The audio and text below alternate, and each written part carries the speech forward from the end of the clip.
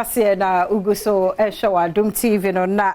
ene abebuo ya yedi ho enkomo ose humani so mame na atwen mmienu enamo ya na wote sa be ya nchemu no etesei na naija be father romanti ocheyemo na nanom fa be efiri emu a won ebom endante eho na so won fa no emu a won bom enante ho a aboa otwe oyaboa na nso obehwe no na wona na mmienu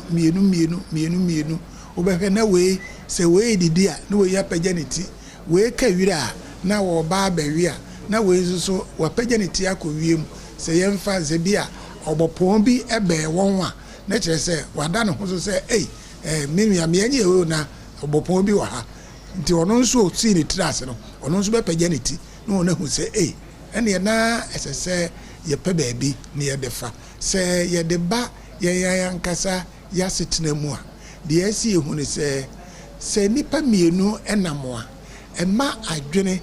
nyansa kire eni dwumadie bi a woni di no etime ye emre ema won sanse we sosin a na we ya sosin eni nti se woka ne se humani so mame na atwe mienu namo a enye se sebe nani a obesfe ama obi ahuso ede ama no enti na emu no oninu na obeka ne ho na wona gba won ho ban a se wonu si ni trase a we be paganiti no enti de babra bomu nso a de se kire ne se wo fa yonko a obetimi aboa wo woni nam no enye se bia obetitu na ase ana obetitu achi na emu no ubisa ne bibi ono nso de na adwene be ma na ade a mo ye ne mo mienu matimi aye ama aye yie na akomanim ewo ho enu nti ene ebusa abene se